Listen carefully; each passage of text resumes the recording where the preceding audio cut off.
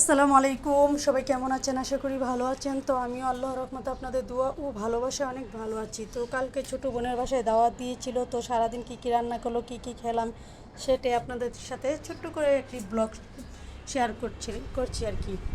তো প্রথমে বোন এই যে একটু বিরিয়ানি রান্না করবে, বিরিয়ানির জন্য মাংসটা একটু কষিয়ে রেখে দিয়েছিল। তো এদিকে রাজহাঁসের মাংস রান্নবে রাতের জন্য মাংসটা একটু রান্না করে নিচ্ছিল, কারণ এই দুপুরবেলা রান্না করে আবার রাতের বেলা চলার পর যাবে। আর আমরা সবাই যেহেতু গিয়েছি একটু রাতের বেলা গল্প সল্প করবে, তার জন্য দুপুরবেলায় রান্না করে নিয়েছিল। তো এখানে বড় একটা রাজহাঁস আমার বোন গ্রাম থেকে নিয়ে আসছিল কিনে। তো রাজহাঁসটা ভালোভাবে ধুয়ে পরিষ্কার করে এখানে আদা রসুন আস্ত গরম মশলা, মরিচ গুঁড়া, হলুদ গুঁড়া, ধনিয়া গুঁড়া, জিরা গুঁড়া, গরম মশলা গুঁড়া আর পরিমাণ মতো তেল দিয়ে আমার আম্মা মাখিয়ে নিচ্ছিল। মাংসটাকে ম্যারিনেট করে রেখে দেবে কিছুক্ষণের জন্য। আর ওইদিকে ডিমের কুরমা হচ্ছিল, ডিমের কুরমা আর বিরিয়ানি দিয়ে দুপুরবেলা খাবো, আর রাতের বেলা হাঁসের মাংস আর সরিষা ইলিশ দিয়ে খাবো আর কি। তো বোন যতটুক তাড়াহুড়া করে যতটুকু পারছিল ততটুকুই করছিল। তো আমরা চলে গিয়েছিলাম একটু সকাল সকাল গিয়ে, তো দেখছিলাম কী কী রান্না করছিল। এদিকে পেঁয়াজ, তেল, আস্ত মশলা সব কিছু দিয়ে বাজছিল, আর এদিকে মাংসটাতে আরও কতগুলো কাঁচামরিচ অ্যাড করে দিয়েছে। তো বোনের রান্নাঘরটা কত সুন্দর দেখুন। তো যখন পেঁয়াজটা ভাজা হয়ে গেছে তো দিয়ে দিল মাংসটা এখন কষানোর জন্য দিয়ে দিল, একদম কষা কষা করে বুনা করে নেবে। তো মাংসটা উল্টে পাল্টে একটু ভেজে দিচ্ছিল, উল্টে পাল্টে একটু নেড়ে নেড়ে দিয়েছিল কতক্ষণ পরে এই যে ঝোলের জন্য মাংসটা যখন কষানো হয়ে যাবে তখন ঝোলের জন্য একবার একটু পানি দিয়ে দিয়েছিল, মাংসটা যেন একদম কষানোতে হাফ সিদ্ধ হয়ে যায়, মানে 80% সিদ্ধ হয়ে যায়। তো এদিকে বোন ইলিশ মাছগুলো একটা কাটা ছিল আর একটা কাটছিল। এখানে দুইটা ইলিশ মাছ প্রায় 1 কেজি আর কি, এত বড় না, মাঝারি সাইজ ইলিশ মাছটা আমাদের বাসায় সবাই পছন্দ করে।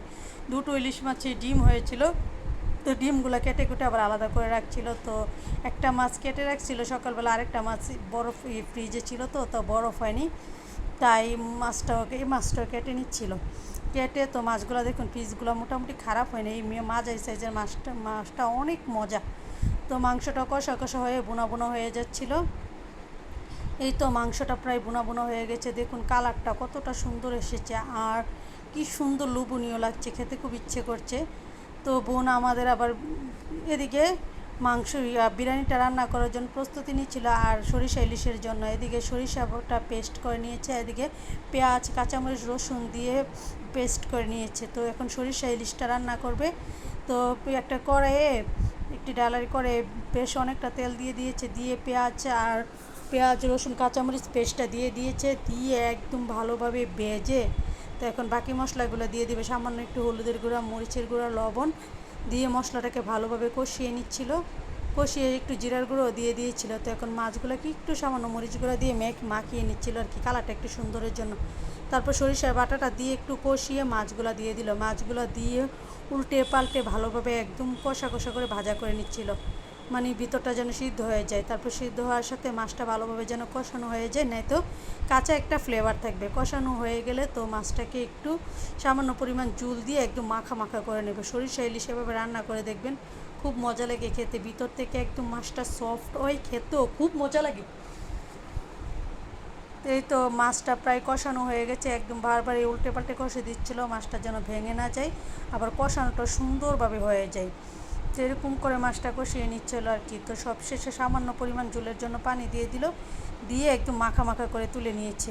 এই তো দেখুন, এখন বিরিয়ানির রান্নাটা করবে। বিরিয়ানির জন্য একটি বড় পাতিলে পেঁয়াজ, এলাচ, দারচিনি, তেজপাতা, তেল দিয়ে ভালোভাবে ভেজে নিচ্ছিল, এদিকে পোলাও চালগুলো ধুয়ে নিচ্ছিল।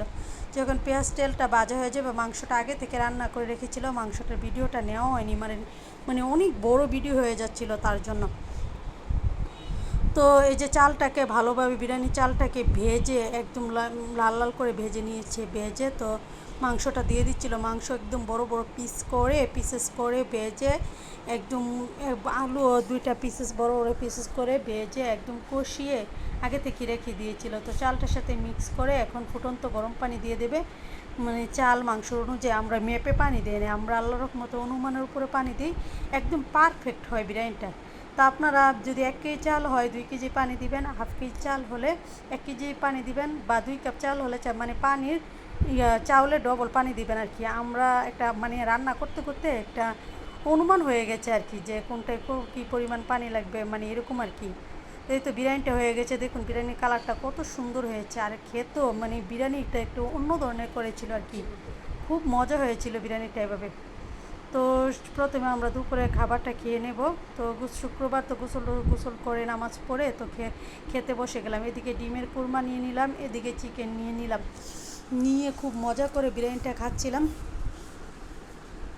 দেখুন বিরিয়ানি কালারটা কতটা সুন্দর হয়েছে। তো বিরিয়ানিটা মজা করে খেয়ে শসা লেবুর রস নিয়ে একটু ডিম নিয়ে নিলাম, ডিম নিয়ে প্রথম বাইটটা নিলাম, কী যে মজা লাগছিল। তারপর নিয়ে নিলাম চিকেনের একটা কামড় বসিয়ে দিলাম, তারপর সবশেষে কোক খেয়ে নিলাম।